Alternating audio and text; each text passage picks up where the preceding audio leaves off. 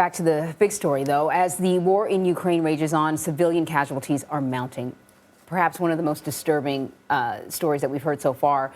In a city in the eastern part of Ukraine, Russian forces launched airstrikes that hit a maternity hospital.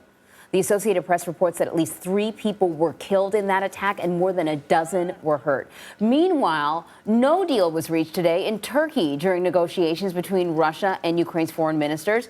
But Russia's Sergei Lavrov said that more meetings between top officials could happen soon. Chris Livesay has the latest. Ending life where it's meant to begin. A maternity and children's hospital bombed in the strategic port city of Mariupol, wounding doctors, the young and the old, and trapping others beneath the rubble. Pregnant women about to give birth now running for cover. A blood-stained mattress, broken incubators, and a massive crater make up all that's left of this alleged war crime.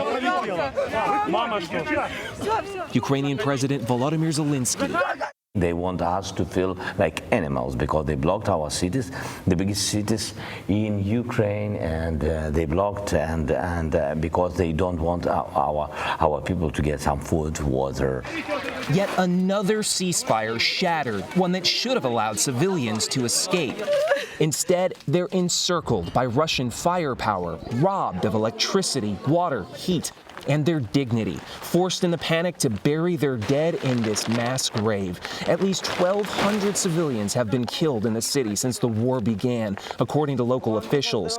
Ukraine is not without its victories, seen here in its own footage repelling a column of Russian tanks outside Kyiv, while missiles continue to slam cities like Zhytomyr in the northwest. The most ferocious shelling as of late has honed in on the south and the sea. Today, only one coastal stronghold remains, Odessa, a city of 1 million people and the last domino on the country's coastline. Lose it, and Ukraine loses access to crucial supply lines. President Zelensky warns an attack is imminent. It's a city right in Putin's crosshairs, one he specifically mentioned in his declaration of war. And Odessa's been bracing for a fight ever since. Where the streets have no name, anything to slow down an invading army.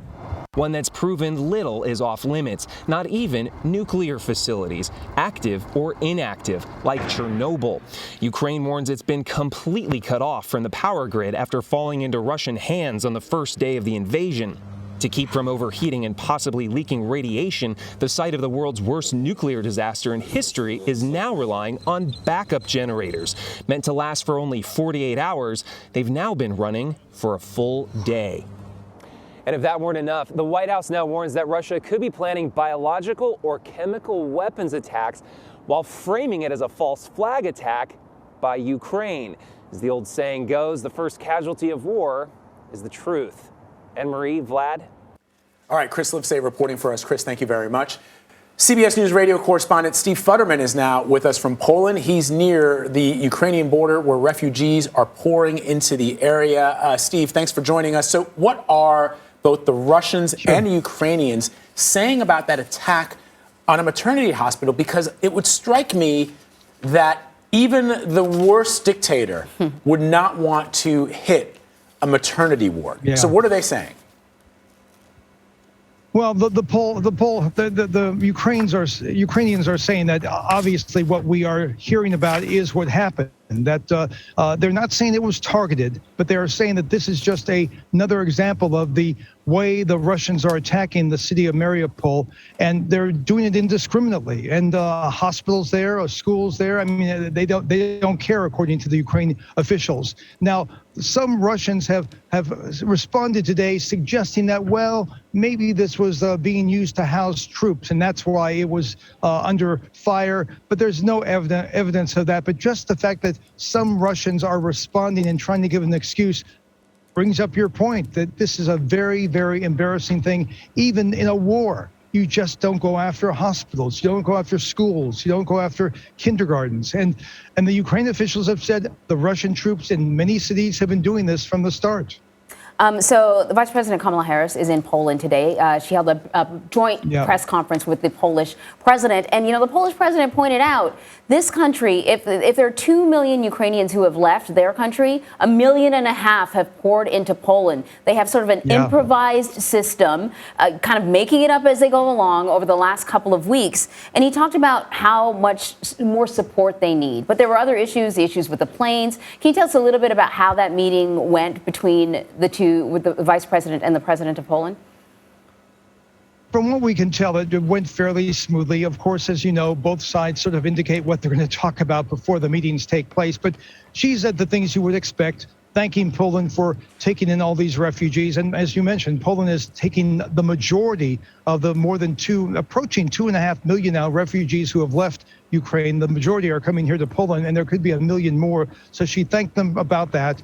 I'm sure in their private discussions, they talked about this issue of transferring some of the Polish MiGs to Ukraine control. That's been a very touchy subject the last 48 hours. They may have tried to smooth that over. But basically, she is here to give her support. She's here to tell the Poles that the U.S. and the NATO countries appreciate what they're doing. She's also going to meet with the Polish president. Canadian Prime Minister Justin Trudeau happens to be in Warsaw right now. She will meet with him also. And I just want to point out, Vlad, is one of the other things that he asked for was for the American immigration system to expedite the process so that Ukrainians who have family members here in the U.S. could come here quicker. She didn't actually answer the question as to whether or not that would occur. Right. But that was one of the things that he was asking for. So let me ask you, Steve, we've been highlighting individuals, people who have managed to flee Ukraine and make it into Poland or other countries in the surrounding, in Eastern Europe. But what are the conversations you're having with folks who have left family members behind? I mean, we spoke to a family recently where they had to do just that. What are they telling you?